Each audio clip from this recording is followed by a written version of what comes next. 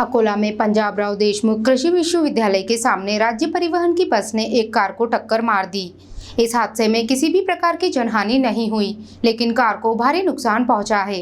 अकोला के पंजाबराव देशमुख कृषि विश्वविद्यालय के गेट नंबर 8 के सामने राज्य परिवहन की बस और एक निजी कार के बीच टक्कर का मामला सामने आया है। जानकारी के अनुसार विश्वविद्यालय परिसर में चल रहे कार्य के कारण लोडिंग वाहनों की आवाजाही से सड़क पर यातायात बाधित हो गया था।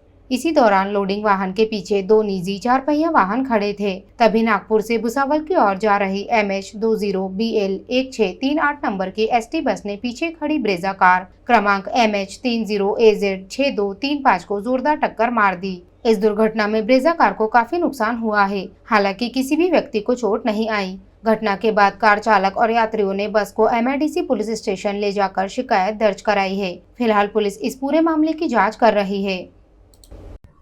MIDC के एरिया में एक रोड एक्सीडेंट हुआ था।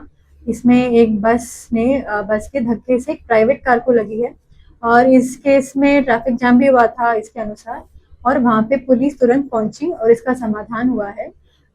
यहाँ पे जो कंप्लेंट हुई थी हम उसका इन्वेस्टिगेशन और तपास कर रहे हैं। यहाँ पे कोई कैजुअलिटीज नहीं हुई और इसके आगे जो भी एविडेंस या कुछ भी इशू होगा तो उसका हम क्लियरली तपास करके समझा देंगे। समोर मॅक्झिमो आणि तिच्या मागे एक 4 व्हीलर उभी होती। मी लांबून पाहिलं तिला, पण आपल्या गाडीचे ब्रेक मारले, मी गाडी कंट्रोल पण केली, तरी बस आपले ब्रेक रोल झाल्यामुळं जागेवर थांबली नाही आणि समोरून येऊन त्या 4 व्हीलरला धडकले। याच्यात 4 व्हीलरचं नुकसान झालेलं आहे आणि आपल्या गाडीचं बंपर दबलेला आहे। हेडलाईटचा काच फुटलेला आहे।